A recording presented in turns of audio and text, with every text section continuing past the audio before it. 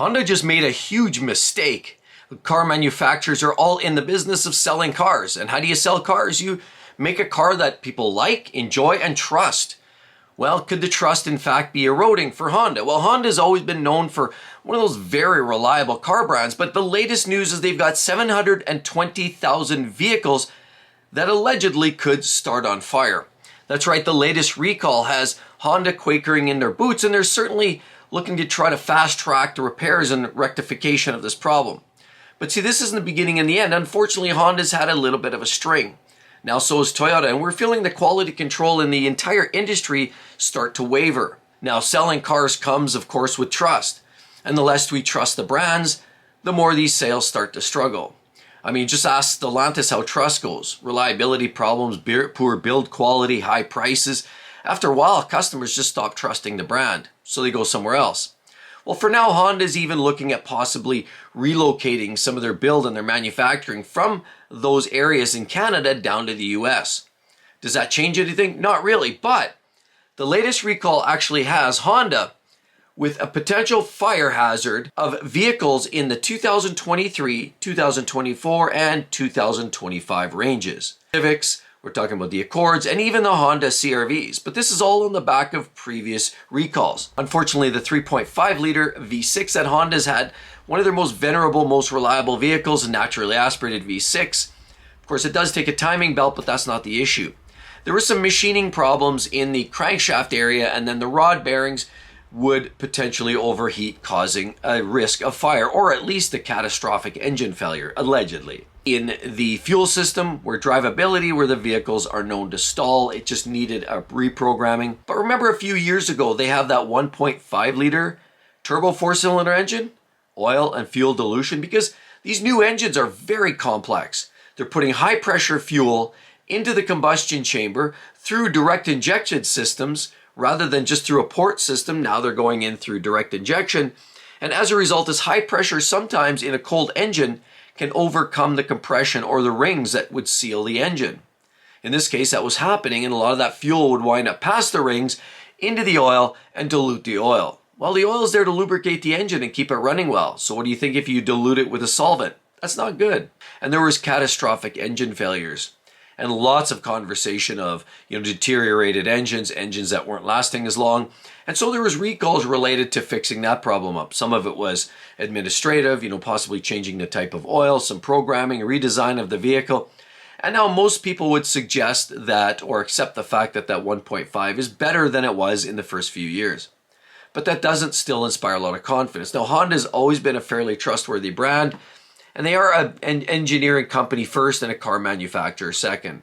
So they do want to get this right. They do want to engineer the best product available, one that we can all trust as buyers. I mean, as we're out shopping for a car, we want to know, okay, we can't trust this brand, but we can trust these. If there's some black and white vehicles that when we're out shopping, we know vehicles that definitely must not, and a definite consideration. Well, Hondas, Toyotas, Mazdas these days are some of those that we trust the most. But the latest word is the high pressure fuel pump on some of these Hondas. And what they're listing is the Honda Accord, the Accord as well, hybrid, 2023 to 2024. We're also saying the Civic Sedan and Civic Sedan Hybrid in 2025. And on top of it, the CR-V Hybrid, manufactured between the 23 and 25, which also had its own string of issues, not just this high pressure fuel pump problem, but they all had that clock spring that was very tight in the steering wheel, and it could make steering very, very labored and difficult to control your vehicle.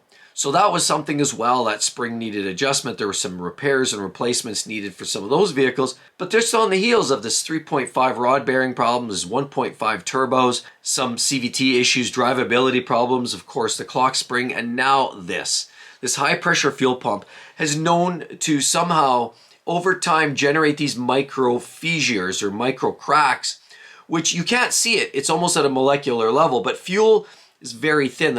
There's a chance of these cracks over time splitting and widening, of course, thus resulting in high pressure fuel coming out through these cracks. As a result, there's a high risk of flame or burning roadside. We've heard about a lot of those problems. We also know the Denso fuel pump was an issue years ago for Toyota. And those, sometimes it's in the supply chain that is the biggest nemesis. Sometimes it's not the manufacturers themselves, but ultimately they are accountable to hold their individual supply chain people accountable. But this is another one of those on the back of many other recalls that we're seeing from brands that you wouldn't normally hear these failures.